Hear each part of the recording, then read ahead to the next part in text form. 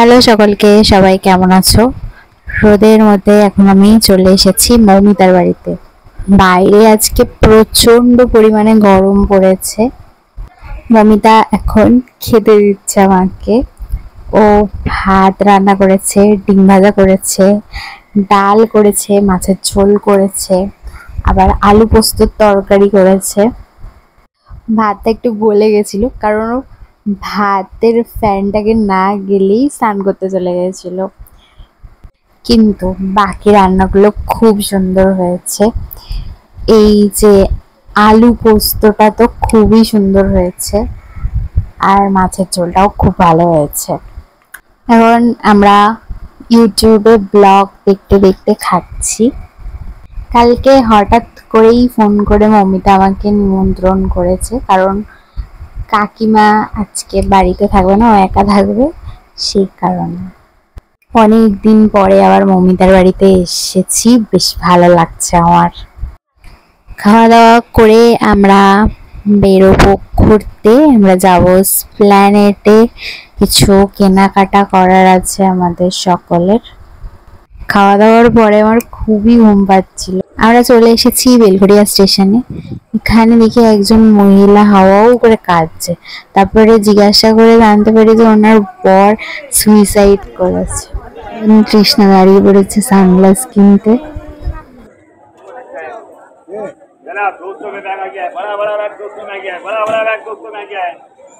এখান থেকে মৌমিতা এই জুতোটা নিয়ে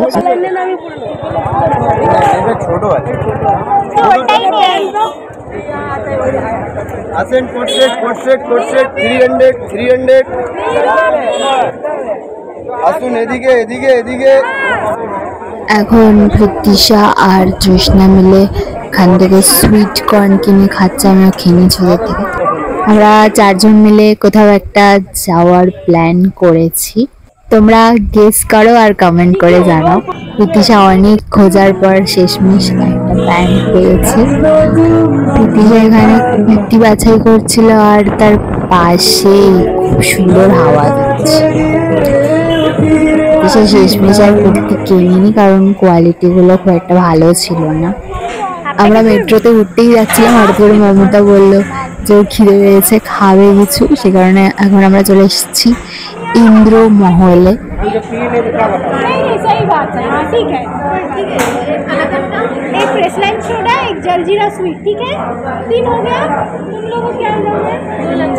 আমি আর বৃতিশা অর্ডার দিয়েছি মশলা ধোসা, যার প্রাইস হচ্ছে 90। ধোসাটা আমার আজকে অতটা ভালো লাগলো না।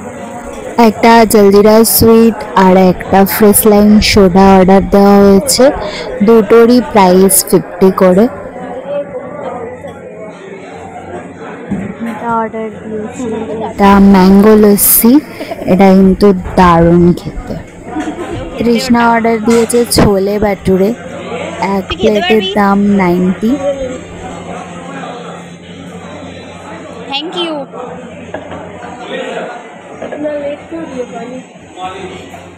মৌমিতা অর্ডার দিয়েছে চিজ মশলা ধোসা, যার প্রাইস 130 নিয়েছে। তৃষ্ণা নিয়েছে একটা প্লেন লস্যি। আজকের মতো ভিডিওটা এখানেই শেষ করছি। দেখা হচ্ছে নেক্সট ভিডিওতে। টাটা।